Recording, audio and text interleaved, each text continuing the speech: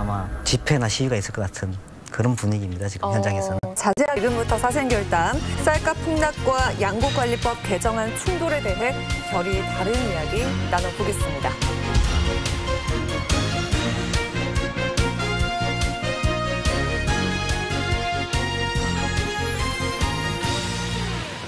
네, 그럼 오늘 주제에 대한 임진모 위원님의 결단 들어보죠. 농불 실시입니다.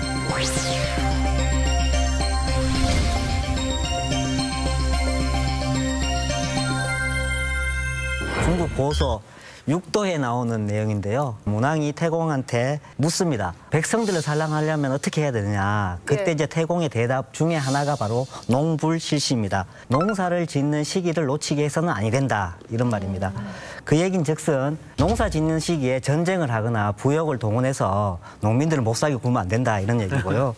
그것이 이제 현대적으로 적용하면 농민이 근심 걱정 없이 농사 지을 수 있도록 법과 제도를 잘 만들어야 된다. 이런 뜻이죠. 그래서 요번에 양곡관리법 문제로 여야가 서로 이제 대립을 하고 있는데 이 시기 놓치지 마시고 꼭 제때 해주시기를 당부드린다는 말씀 드립니다. 네, 최근에 전국 쌀 주산지 8개 광역자치단체 도지사들이 쌀값 안정 대책 마련에 정부가 적극적으로 나서줄 것을 요구했습니다. 그렇다면 현재 쌀값이 떨어진 게 어느 정도로 심각한 수준이라고 보면 되겠습니까?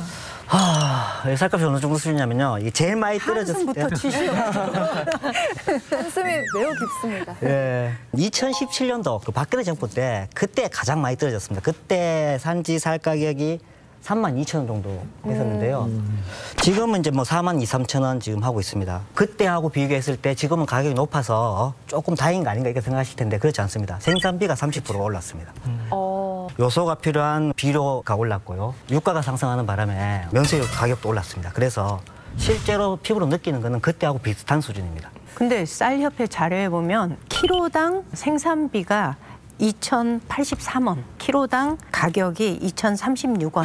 그러면 실제로 키로당 한 47원 정도가 손해가 생긴다고 얘기해요. 요거를 전체 우리 농가로 계산을 하면 약 1조 8천억 가량이 가격 하락으로 인해서 농가가 겪고 있는 손실이다라고 얘기를 하는데 이게 농촌 사회에서 돌아가야 하는 돈이었는데 이게 꽉 잠겨져 있는 거다라고 얘기할 수 있는 거죠. 고물가에 인건비도 올랐을 거고 농자재 값도 다 올랐을 거 아니에요. 기름값도 그러면 오르고. 정상적으로 쌀값도 올라야지 이게 시장 논리가 맞다라고 생각하는데 왜 쌀값만 내려간 건가요?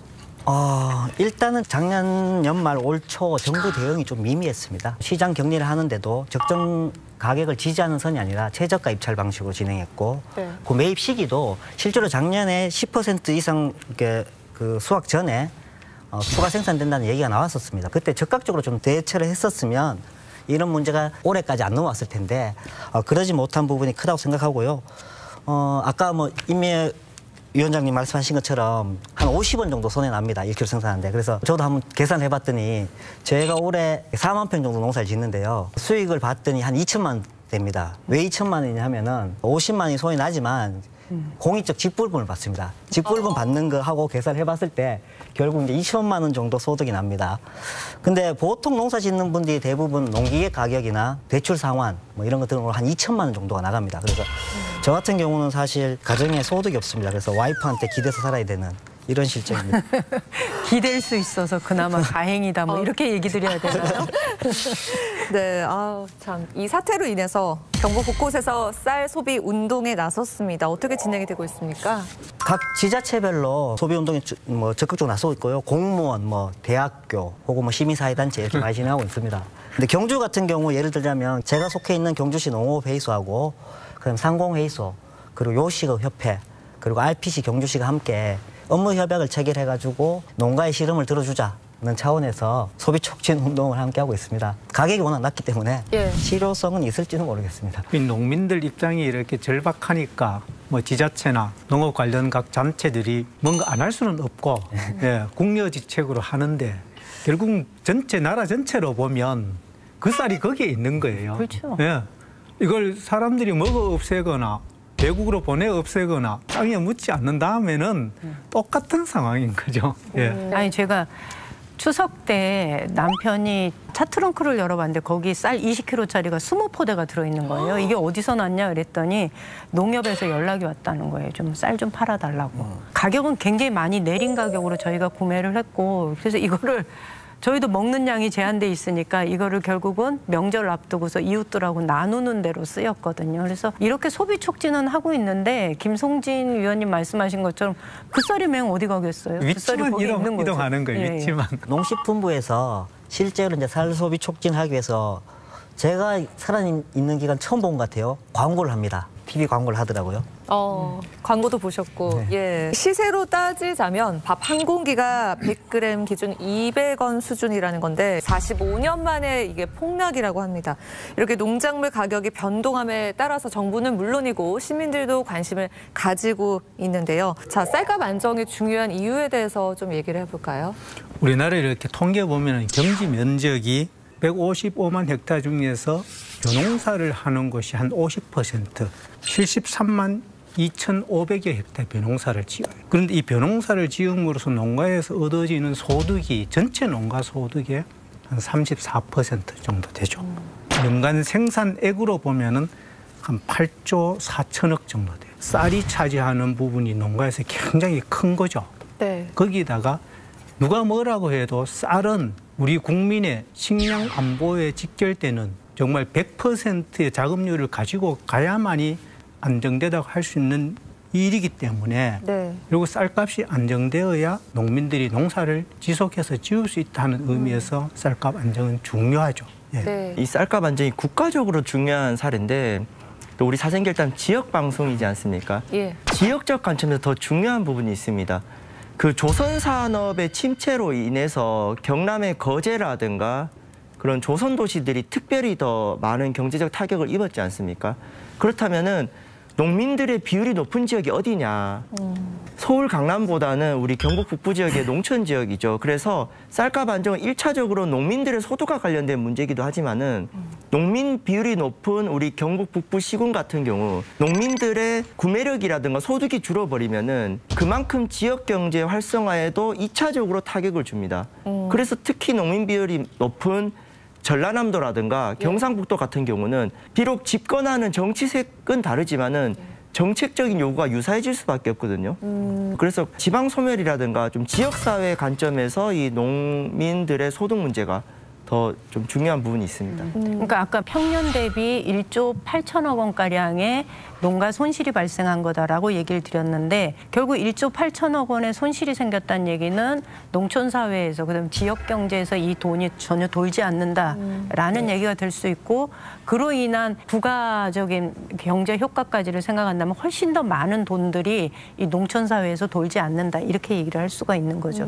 그런데 한편으로는 이런 얘기도 있어요. 농림부는 쌀값 문제에 대해서 그래도 좀 예민하게 반응하는 편인데 우리나라의 살림살이를 전체적으로 돈을 쥐고 있는 곳이 기재부지 않습니까? 네. 기재부가 이게 쌀값 관리에는 관심이 없었거든요.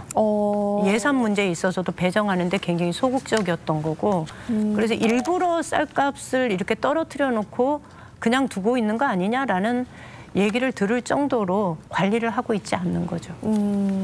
자, 이런 상황에서 지난 9월 21일 경북 농민단체들은 도청 앞에서 농민대회를 열고 쌀값 안정을 위한 대책을 촉구했습니다. 농민들은 추수를 한 달 앞둔 논까지 갈아엎으면서 정부의 대책을 촉구하고 나섰습니다. 햅쌀 수확을 한 달 앞둔 상주의 논. 한껏 연근 채 고개를 숙인 벼들 사이사이를 트랙터 한 대가 비집고 다닙니다. 얼마 안가 600평에 달하는 논은 쑥대밭으로 변했습니다. 쌀값이 45년 만에 최대치로 폭락하자 아예 수확을 포기하고 항의에 나선 겁니다. 수확을 앞두고 참 이렇게 한다는 게 참 뭐 이것저것 빼고 나면 저한테 이제 떨어지는 돈이 한 100만 원 정도로 보시면 되거든요. 올해는 그 또한 다 없어질 것 같아요. 이달 15일 기준으로 20kg 산지 쌀값은 4725원. 지난해 53,535원에 비해 24%나 하락했습니다. 아직도 산지의 농협창고에는 작년 재고량이 31만여 톤이나 됩니다. 평년의 2.4배에 달하는 규모입니다. 시장 격리 타이밍을 놓치면서 쌀값 폭락을 막지 못했다는 비판이 나옵니다. 정부가 쌀 생산 초과량에 대한 시장 격리를 계속 미뤘기 때문인데요. 지금부터 출하될 신고 가격 하락으로 이어질 것 같습니다. 농민들은 정부가 지난해 재고쌀 전체 물량과 햅쌀 일부를 추가 매입할 것을 촉구했습니다. 또 현행 양곡관리법이 쌀값이 급격하게 떨어지거나 떨어질 것이 예상되는 경우 시장 격리를 의무화하고 있지만 실상은 정부 재량권이 지나치게 넓다고 지적했습니다. 구체적으로 농민들이 요구하고 있는 거 어떤 게 있나요? 여러 가지 요구가 있습니다. 뭐 CPTPP 얘기도 있고 있는데 당장 눈앞에 목전에 요구하는 것들은 생산비 증감 부분에 대해서 좀 보조를 해달라 이런 것들이고요. 주 내용은 이제 면세유 가격에 대한 지원을 좀 해달라. 그다음에 비료값 가격 좀 지원해달라. 그리고 농협창고에 국어가 꽉 차여 있습니다. 그래서 예. 올해 이제 곧 수매를 해야 되는데 적재할 곳이 없기 때문에 네. 이 국어를 시장에서 빨리 퇴출시키는 격리 조치를 취해라. 뭐 이 정도 좀 요구하고 있고요. 실제로 가능하다고 판단되는 것은 경기도 지역에는 올해 어쨌든 면세유에 대해서 최대 한 200원 정도 지원하고 있고요. 비료값 역시나 정가액의 80% 정도 수준을 보전해주고 있습니다. 그래서 이 정도는 경상북도에서도 진행해도 충분히 뭐 소화할 수 있는 재력이 된다 판단이 들고요. 요것은 빠르게 좀 진행해서 농민들이 눈앞에 닥친 일부터 해결할 수 있게끔 좀 도와줬으면 좋겠다는 생각이 좀 듭니다. 현재 그 쌀 재배 농가 지원을 위해서 헥타르당 20만 원으로 평선된 벼 재배 특별 지원금이라는 제도가 있습니다. 네. 이런 부분들에 대해서 인상 요구안이 있었거든요. 생산비 보장이라는 원칙 하에서 여러 가지 정책 요구들이 있었고요. 또 현재 경북에서 지급하는 농어민 수당 지급 대상을 그 농가에서 농민으로 바꾸자 이 얘기 참 계속 나왔지 않습니까? 예. 그런 요구도 있었고 금액도 인상하는 부분이 있었습니다. 그래서 당면하고 있는 쌀값 안정 외에 근본적으로 농정을 지속할 수 있는 여러 가지 요구안들이 같이 나왔습니다. 네. 자, 이번에는 임미애 위원님의 결담을 들어보고 얘기 나눠보도록 하겠습니다. 1인당 90평.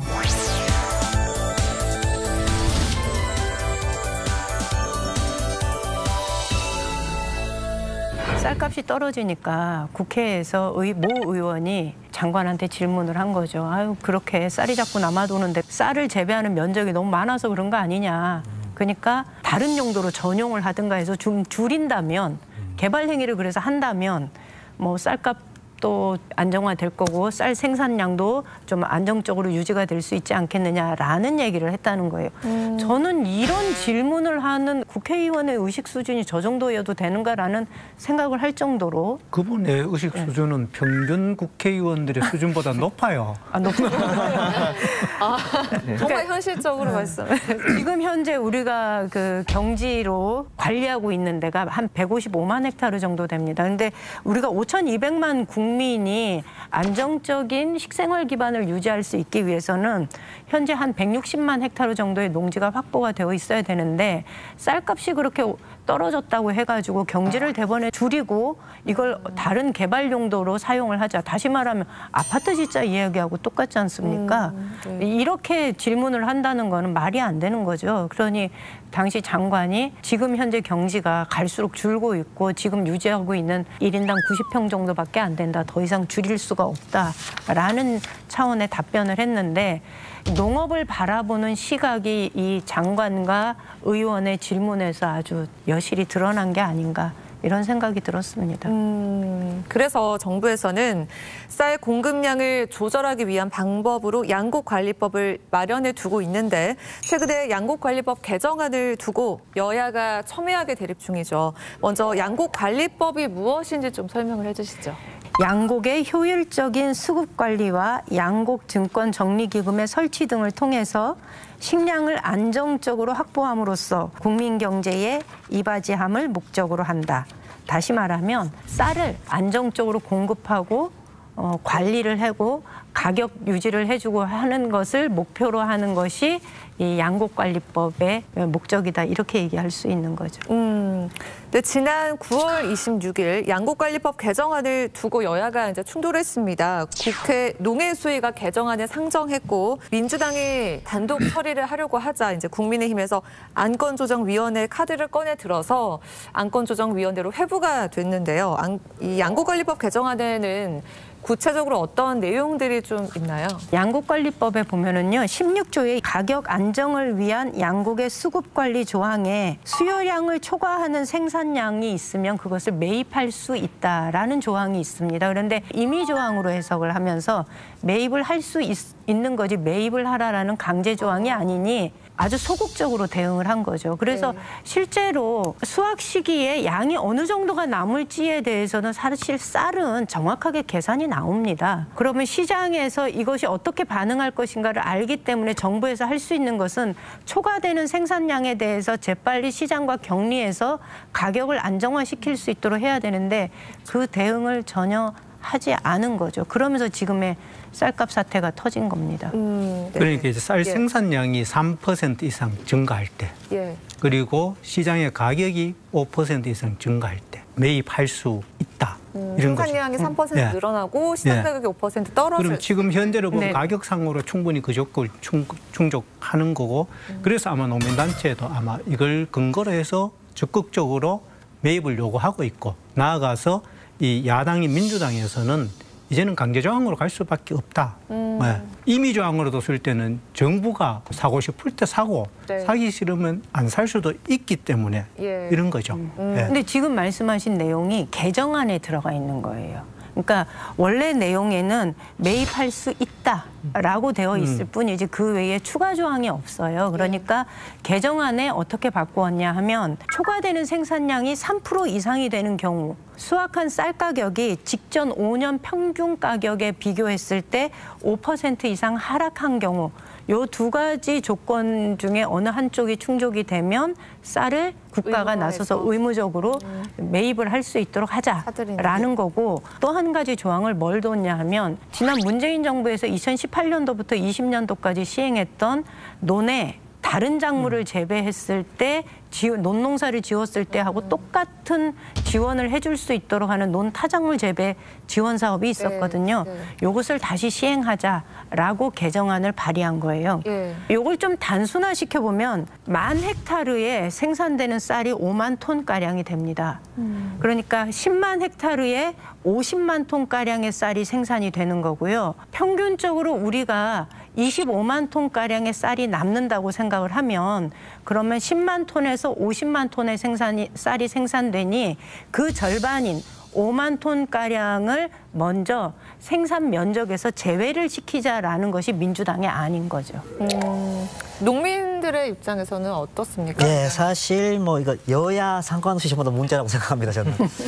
왜냐하면 변동직불금은 과거에 어땠냐면 목표 가격을 설정해주고 목표 가격 이하로 농산물 가격이 떨어졌을 때 그 차액의 85%를 보존해주는 제도였습니다. 근데 이것을 문재인 정권 때 공익적 직불금으로 바꿨습니다. 이제 바꾸면서 자동 격리할 수 있게끔 의무 조항을 넣지 않고 임의 조항을 넣으면 생산됐을 때 가격 문제 심각하게 발생할 텐데 임의 조항이 아니라 의무 조항을 하자고 끊임없이 농민단체에서는 얘기했었습니다. 근데 이제 그 당시에 이제 집권 여당이었는 민주당에서는 개정하면서 넣지 않았습니다. 근데 어쨌든 지금 와서 이제 뒤늦게라도 이걸 의무 조항으로 넣겠다고 하니 이제 환영은 하는데요. 또 하나는 이 가격 문제하고 실제로 직불금 문제는 따로 떼어놓고 봐야 됩니다. 왜냐하면 직불금은 이 공익적 가치에 대한 보상 차원인 거고 가격 결정 문제는 이것은 따로 떼어서 봐야 됩니다. 그래서 직불금 문제하고 가격 문제를 뭉텅거려서 공익적 직불금 하나로 이제 설계했던 과거 정권에 조금의 실수가 있었고요. 그리고 지금 와서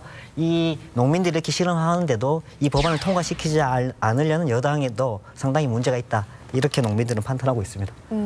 안건조정위원회의 통과가 신속하게 이루어지면 좋겠지만 아마 올 연말쯤 윤곽이 좀 드러나지 않을까 이렇게 보여지기도 하는데요. 이게 안건조정위원회에 이 법안이 올라가면은 90일인가가 거기서 계류가 되고 그 시일 안에 처리가 되어야 되는데 처리가 안 되면 다시 농해수위로 가서 거기서 직권으로 다시 해서 상정할 수 있도록 이렇게 되어 있습니다. 심각한 문제는 이게 90일 뒤로 밀리게 되잖아요. 밀리게 되면 올해 평균 생산량을 봤을 때 작년 수준 정도의 추가 생산량이 예상되고 있습니다. 빠르게 대처가 안 되니까 결국은 작년에 남아돌았던 쌀 그리고 올해 남아돌았던 쌀이 한꺼번에 이제 남아돌기 때문에 올 연말 내년 초 되면 심각하게 쌀 가격이 떨어질 거고 농가는 정말 뭐 지금은 50원 손해 보지만은 올 연말쯤 되면 뭐 한 300원쯤 손해보는 그런 상황이 처할 수도 있습니다. 처음에는 이렇게 양곡관리법 개정안에 대해서 민주당이 단독으로라도 강제조항으로 통과를 시키겠다 이런 보도가 나왔잖아요. 그 이후에 논의하는 과정에서 안건조정위원회로 넘겼다는 것은 네. 어떤 의미에서 보면은 쌀값이 떨어짐으로 인해서 농민들은 힘들지만 일반 소비자들 측면에서는 좋아하는 소비자들도 엄청나게 많은 거예요. 결국 이것을 동시에 고려했고 또 현재 이 문제를 초래하게 된 어떤 원초적인 근원이 민주당이 있기 때문에 끝까지 밀어붙이지 못하고 정부의 방침대로 따라가겠다 하는 부분 일정 부분 숨어 있다. 저는 그렇게 근데 보죠. 그렇게 얘기하시면 그래도 양곡관리법 개정안을 준비하고 이 문제에 대처하기 위해서 움직인 민주당 의원들이 굉장히 서운할 것 같고요. 한편으로 보면 아니 이게 왜 이렇게 됐냐면 지금 여기에 나온 개정안들을 정부의 안이거든요. 그 안도 필요하지만 강제적인 조항을 넣겠다는 걸 더한 거죠. 아니 정부 네. 안하고는 좀 네. 틀려서요. 그러니까 이게 안건조정위원회로 이렇게 다시 넘기게 된 이유는 실제로 호남을 중심으로 한 민주당 의원들은 이 문제의 심각함을 알고 있고 이것을 밀어붙이려고 합니다. 그런데 영남을 중심으로 한 국민의힘 의원들이 이게 정부 안에서 원천적으로 이거 개정은 반대를 하고 있거든요. 그런데 농민들 입장에서는 그게 이해관계가 영호남이 다를 리가 없어요. 그러다 보니 이것을 가능하면 합의 처리를 하는 것이 좋겠다라고 해서 아니죠. 이렇게 조정이 된 것인데 그런 어떤 여론을 정치적인 의도를 가지고 있다라고 정당의 얘기하시면 관계 잘못된 입장에서 것 같습니다. 보면 충분하게 어느 쪽을 선택하는 것이 계산이 나와 있는데 불구하고 국민들 입장만 고려하면 다른 거는 어쩌면은 단독으로 처리를 감행하면서도 이 문제는 쉽게 합의를 해준 것은 그런 의도도 있다.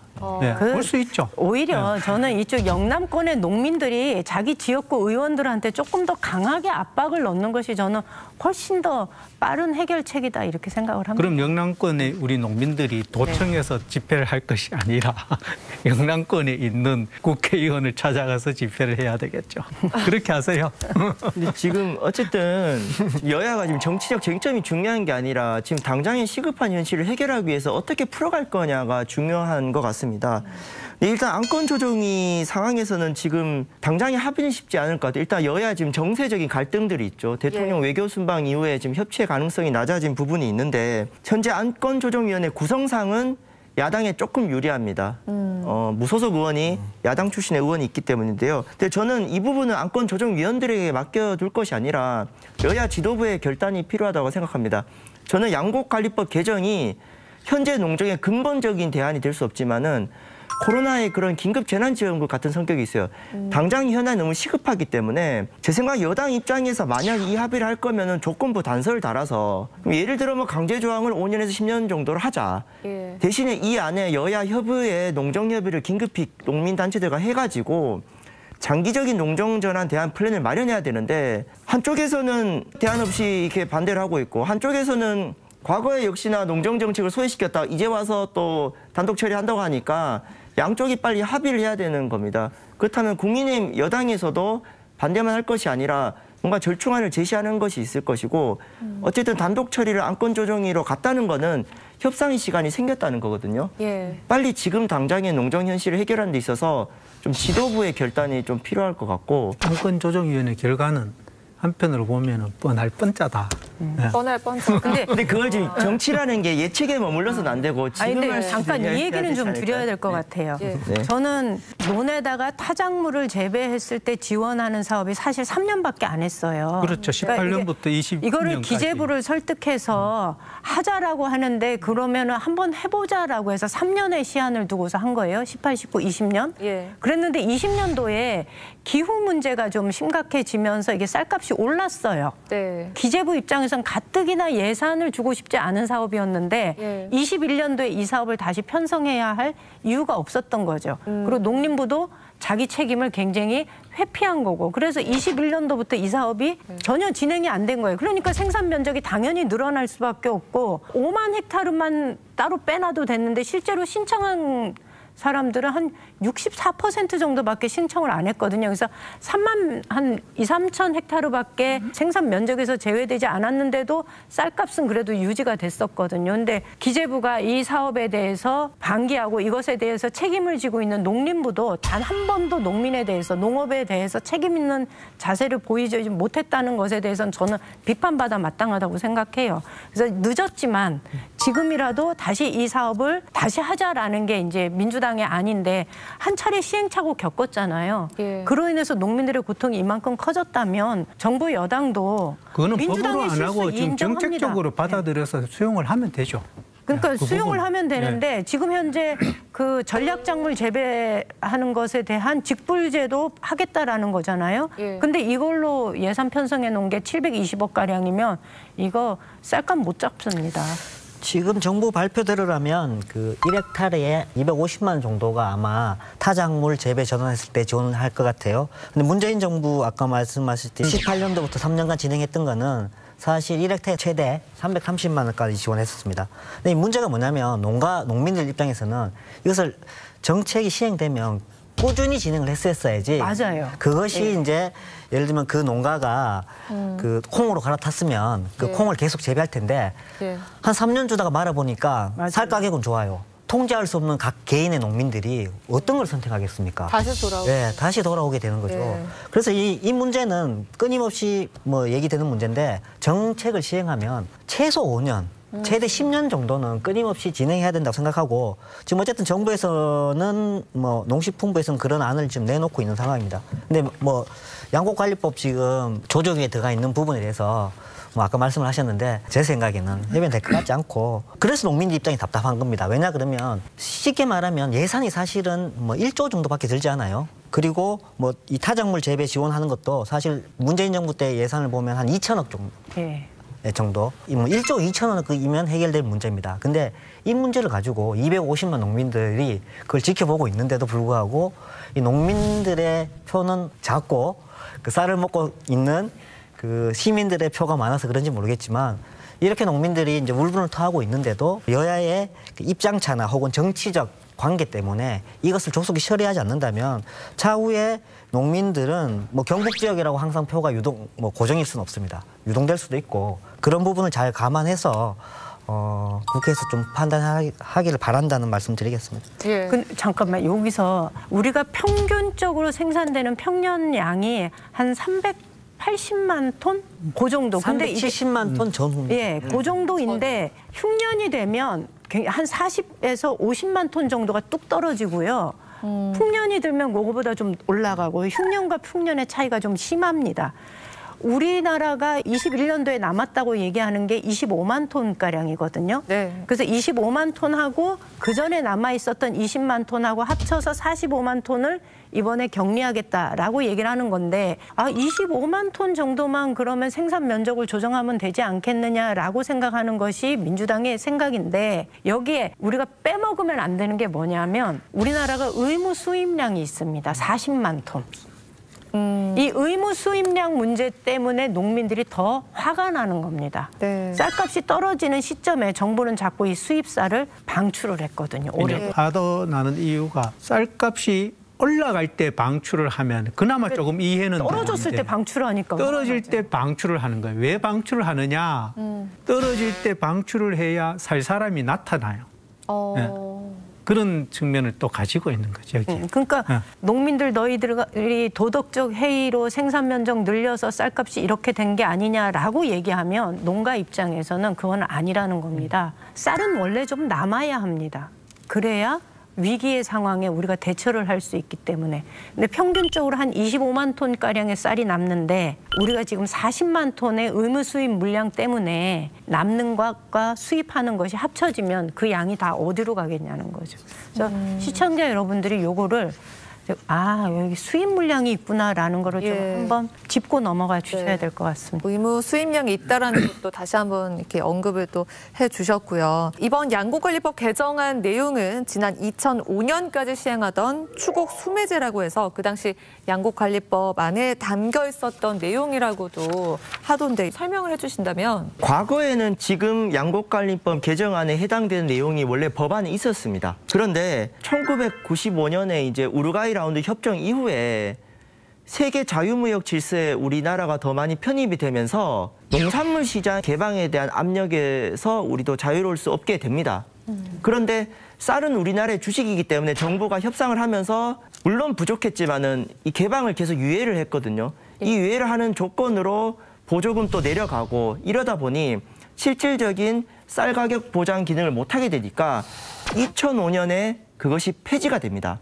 쌀값 폭락이라든가 이런 거에 대해서 대책을 못하다 보니 그러니까 생산량의 어떤 증가와 가격 하락이 있을 때 정부가 매입할 수 있다라는 조항이 2020년에 신설이 된 거고, 또 하나는 전면적인 쌀 시장 개방을 95년부터 유예해온 대가로 우리가 외국과 협정을 맺을 때 좋아, 그러면 대한민국 쌀 시장 개방을 늦춰줄 테니 이 정도 의무 수입량을 해라라고 협정을 해온 거죠. 그러다가 현재의 40만 한 7천 톤인가요? 그 정도의 지금 물량이 고정이 된 거고, 세계 무역 질서에 대한민국 편입되면서 공산품 수출을 통해서 우리가 얻은 국익을 가지고 농업에 대한 피해를 보상하겠다는 대한민국의 국가 전략의 흐름에 이 제도가 놓여 있다, 이렇게 보시면 됩니다. WTO 체제 하에 편입된 세계 각국의 무역 시장을 보면 그걸 가장 잘 지키는 나라가 대한민국이라고 얘기하지 않습니까? 어차피 쌀 관세가 정해졌잖아요. 513%인가? 예. 정해졌기 때문에 의무 수입 물량에 대해서 이거를 재검토해야 된다라는 게 지금 농민단체 입장인 걸로 예, 맞습니다. 알고 있어요. 부연 설명드리자면 사실 과거에는 이제 이중고가제를 진행했었죠. 그래서 그게 이제 WTO 규정에 위배돼서 이것을 이제 전면적으로 이제 바꾸기 위해서 생긴 게 바로 면적 직불금하고 변동 직불금이었고, 그것을 다시 통합해서 이제 공익적 직불금으로 문재인 정부 때 만들었고, 이제 그 과정에서 격리에 대한 의무 조항을 이제 뺐었고, 이런 문제들이 좀 있었습니다. 그래서 변동직 불금이 있었기 때문에 의무 조항이 없었던 겁니다. 그 이유는 목표 가격을 설정해놓고 목표 가격의 85%를 지원해 주니까. 지원해주기 때문에. 그래서 의무 조항이 없어도 농민들이 실제로 피해를 봐야 15% 정도 피해를 봤었는데, 지금 같은 상황에서는 한 30%, 40% 지금 손해를 보고 있죠. 네. 자, 이번에는 김성진 위원님의 결담 들어보고 계속해서 얘기 나눠보겠습니다. 잘해야 본전.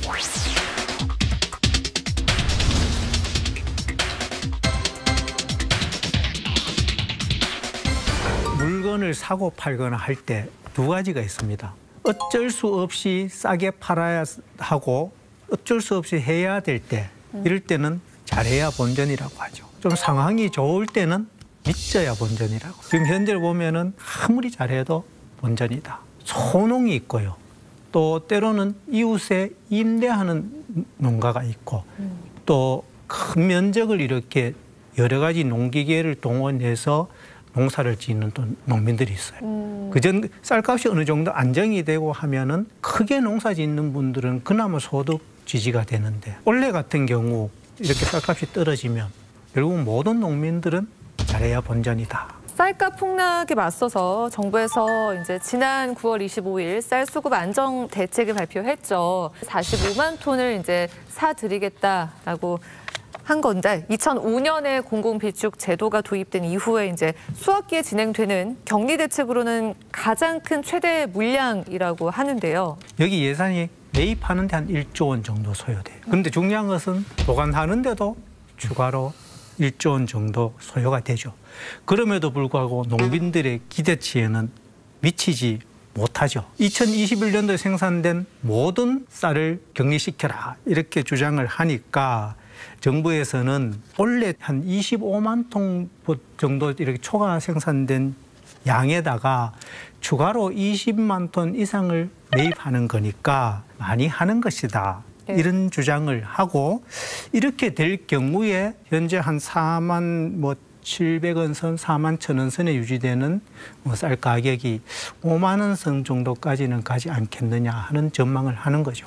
네, 하지만 아직 시장 격리곡 매입이 이제 이걸로도 아직 부족하다라는 농민들의 의견이 있습니다. 구곡도 구곡이지만 신곡 격리량을 늘리고 매입 가격도 높여야 한다라는 건데 여기에 대해서는 어떻게 보십니까? 실제로 40만 톤 정도가 의무 수입되고 있기 때문에 이걸 포함한다면 농가는 6년 전부터 계속 100만 톤 정도는 추가 격리해야 된다 이렇게 얘기합니다. 그러니까 유통되는 총량의 4분의 1 정도는 이 시장 격리를 해야지 이 가격에 영향을 미칠 수 있다고 주장하고 있습니다. 올해 계산해 봤을 때 공공비축미도 45만 톤이고 시장 격리국도 45만 톤이니까 90만 톤 정도 매입하는데 이왕 매입할 거 10만 톤 정도 매입해가지고 농민의 의견을 좀 중시하는 그런 모습도 좀 보여주면 뭐 농민들 좋아하지 않을까 싶습니다.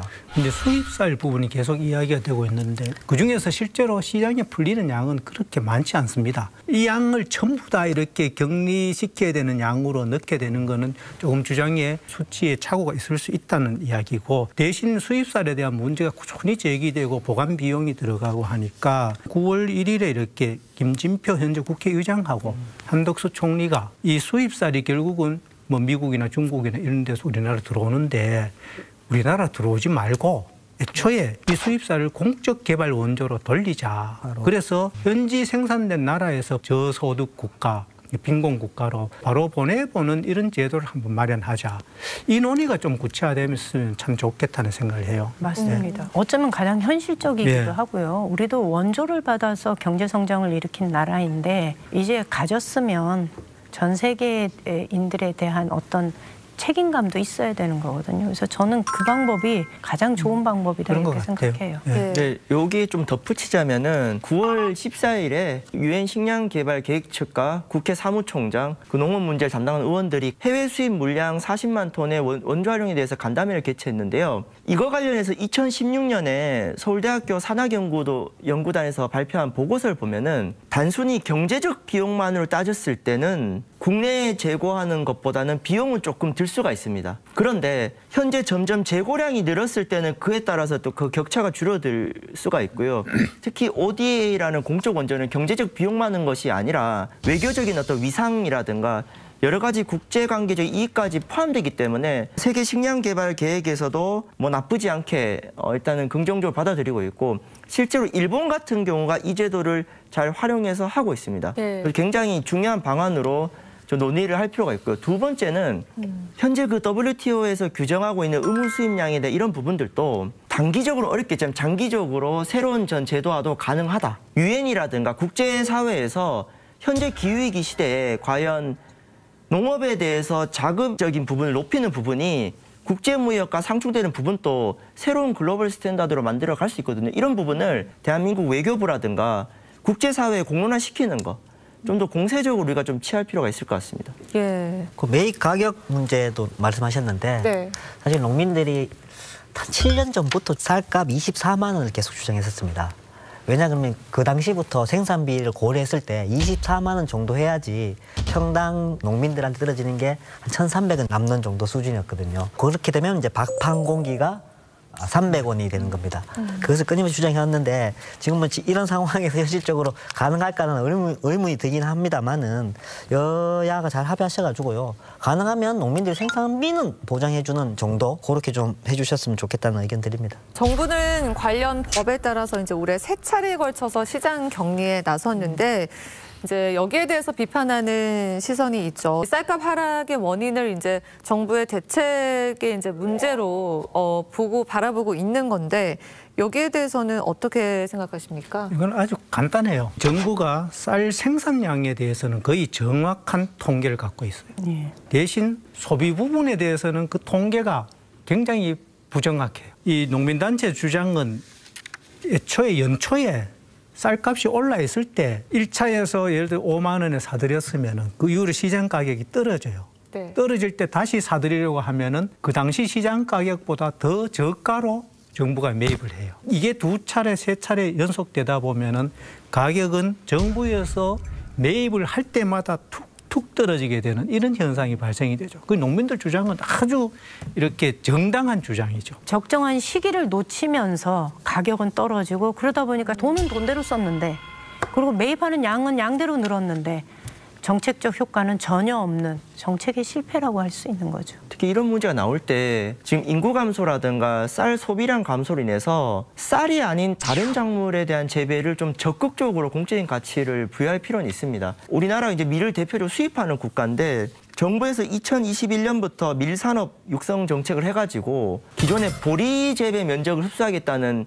그 발상은 조금 잘못된 것 같고 더 많은 또 지원책이 있어야 됩니다. 왜냐하면 농민들이 밀산업을 했다가 망할 수 있기 때문에 정책 신뢰에 대한 부분이 있거든요. 근데 어쨌든 지금 식량 안보 차원에서 단일 작물을 대량으로 생산해서 경제적 수익을 하게 하는 모델이 아니라 소품종으로 다양한 작물들이 국가 공동체에 존재해야 기후위기라든가 식량 안보에 대처할 수 있습니다. 그래서 농업에 대한 무역 패러다임이 지금 완전히 바뀌고 있거든요.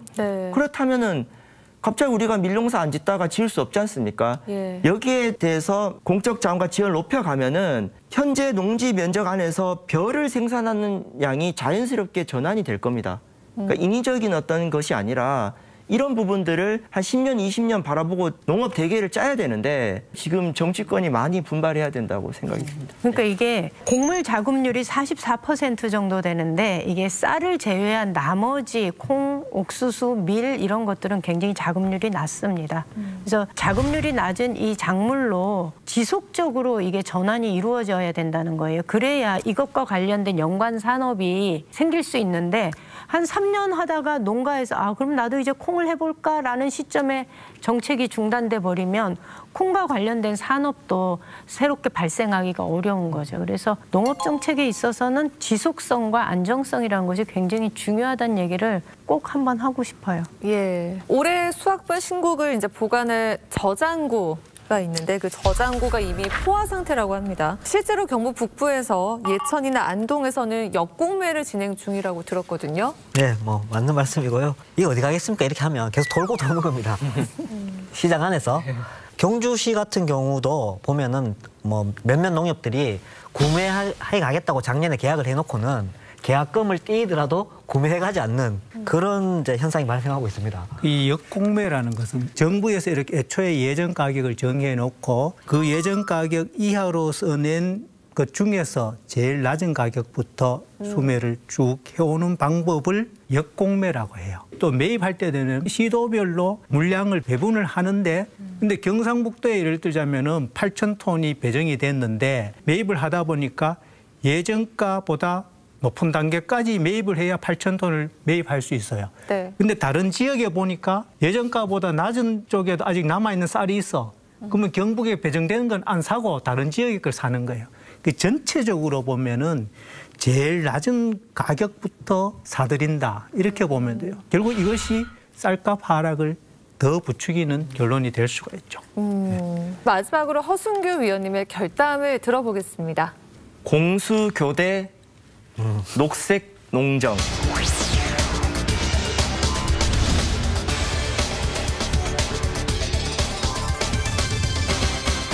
그동안 우리 농업은 이런 취급을 받았어요. 달래야 되는 자식이라고 할까요? 근데 기후위기와 식량안보가 중요해진 시대가 돼서 완전히 패러다임이 바뀌고 있습니다.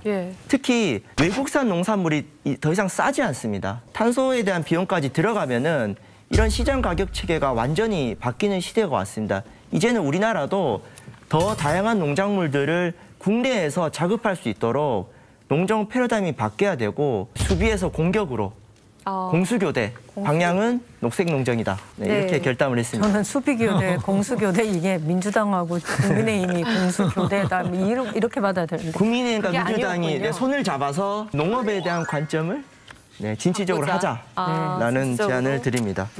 정부에서는 이제 장기적인 대책이 필요하다라는 의견이 꾸준하게 제기가 되고 있죠. 정부에서 추진하려는 이제 분질 및 생산 지원이나 쌀 농사의 논타작물 재배를 활성화하는 등 여러 가지 의견들이 나오고 있는데 이 대책이 장기적인 플랜으로 좀 실효성이 있다라고 보시는, 적정하다라고 보세요? 어떻게 보세요? 적정하다는 아니고 사실은 뭐 시급하게 짜야 될 상황입니다. 저는 뭐 긴급하게 좀 얘기하자면 더욱 중요한 것은 이것이 어떻게 팔리고 어떻게 소비되는지 이것이 확정되지 않은 상태에서 단순히 생산비를 보정하는 보조금만 계속 줘서 이것이 유지될 수는 없다고 생각하고요. 저는 근본적으로 바꾸려면 법에 규정하면 됩니다. 예를 들면 밀가공식품의 그 1%를 분질미를 섞는다든지 예. 의무적으로 이렇게 만들면은 실제로 그 생산은 계속 유지될 거고 수요가 생기니까요. 이런 대책이 수립돼야지 단순히 보조금을 어떻게 해결하려고 하는 대책 이런 것들은 좀 뭐 지향하고 정부하고 뭐 정치권하고 농민들 만나가지고 허심탄회하게 이 부분에 대해서 같이 고민해가지고 해결 방안을 찾았으면 좋겠습니다. 네. 전 처음에 굉장히 좋은 아이디어라고 생각해가지고 주변 농민들한테 물어봤는데 네. 정부가 심으라는 벼 심어가지고 농사가 제대로 된 적이 없다라는 이런 정책에 대한 불신이 있기 때문에 농민들에 대한 신뢰, 이 정책 과정을 좀 근본적으로 다시 재설계해야 될 것 같고요. 아니요, 그것은 별로 걱정 안 해도 돼요. 이게 수매 제도가 있으면 벼 품종을 정해요. 거기 농민들이 다 순응해서 따라와요. 분질미도 정부가 책임지고 수매만 한다면 수확량만 담보가 된다면 네. 그거는 충분히 따라온다고. 저는 농정 같은 경우는 한 20년, 30년 바라보고 여야가 좀 함께 손을 잡고 가야 되는 쟁점인 것 같아요. 그러니까 지금의 여야가 쟁점인 양국관리법은 정말로 빙산의 일각입니다. 저는 조금의 희망을 봐요. 정부에서 안을 내놓고 네. 소위원회로 넘겨놨으니까 이것이 앞으로 논의할 수 있는 장이 충분히 가능하겠다. 농민단체들도 당장의 쌀값 투쟁을 떠나가지고 우리나라의 농업의 어떤 이 지속 가능성, 또 소득의 지속 가능성, 식량 자원의 지속 가능성을 같이 고민하고 한다면 어쩌면은 이번에 소위원회에 넘겨놓은 것이 하나의 출발이 될 수도 있다는 생각을 해요. 그렇다면 이제 계속 반복되는 이 쌀값 폭락 사태에 대해서 근본적인 이제 대책을 다시 한번 이렇게 마지막으로 좀 정리를 해보자면 어떻게 좀 의견이 있으신지 궁금합니다. 농지 더 이상 줄일 수 없잖아요. 오케이. 네, 예. 농지 못 줄여. 그러면 쌀은 많이 생산돼. 그러면 쌀 재배 면적을 줄여야 돼. 그런데 우리가 다른 작물은 자급률이 위험할 정도로 낮죠. 그러면 다른 작물로 재배 전환을 정부가 적극적으로 유도를 해야 되는 거죠. 그리고 실제로 논농사 지을 때 벽시는 정부가 보급량을 어느 정도 좀 제한을 해야 된다고 생각해요. 그리고 그 이외의 면적에 대해서는 가격의 등락이 심한 이런 작물을 제외하고 나머지 작물을 재배한다면 네, 아마 그런 네, 부분은 그런다면 저는 우리 이런 정책으로 가야 되지 않을까. 자급률이 예를 들자면은 뭐 10% 이하, 20% 이하에 해당되는 작물을 재배할 때는 지원하겠다.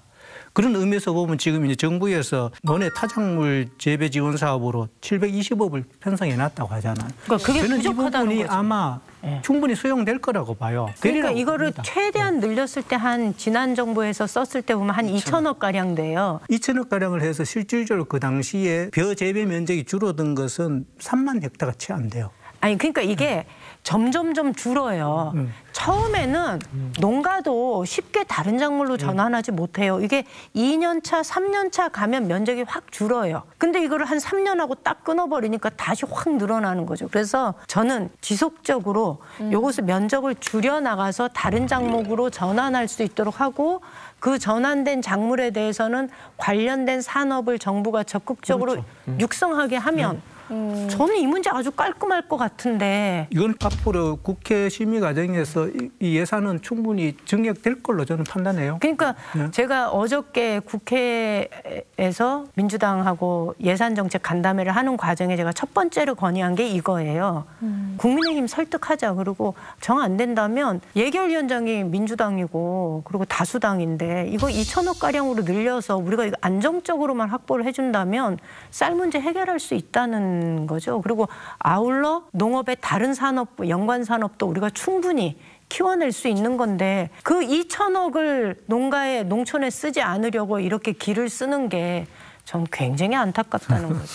농민이 아닌 다른 사람들한테 위기감을 주는 거는 옳지 않다, 정부가. 이런 생각을 합니다. 네, 오늘 쌀값 폭락과 양곡관리법 개정안 충돌에 대해서 얘기를 나눠봤는데요. 시청자분들에게 하시고 싶은 말씀 있으실까요? 예, 결국은 농민들 역시나 정치권에 기대지 않고 자생할 수 있는 방법 이런 것도 같이 연구했으면 좋겠고요. 또 하나는 정치권 역시나 너무 정략적으로 대립하기 위해서 이런 이야기를 하지 말고 현실에 살고 있는 시민들 그리고 농민들, 노동자들이 어떻게 사는지 보고요. 그 사람이 잘 살 수 있는 그런 정치를 했으면 좋겠습니다. 오늘 앞서 결담으로 얘기한 것처럼 농불 실시를 새기셔가지고 제때 시민들이 필요하는 정책들 꼭 좀 했으면 좋겠습니다. 일하는 국회가 보고 싶습니다. 네, 오늘 얘기는 여기서 마무리하도록 하겠습니다. 함께해 주신 네 분 위원님들 모두 고맙습니다.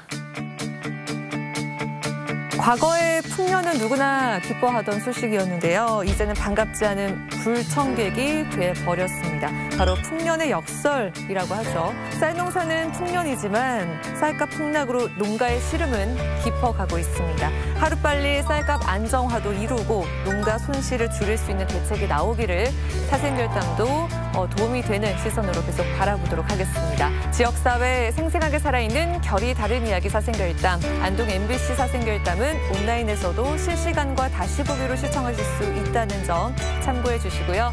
저희는 여기서 인사드리겠습니다. 함께해 주신 여러분 고맙습니다.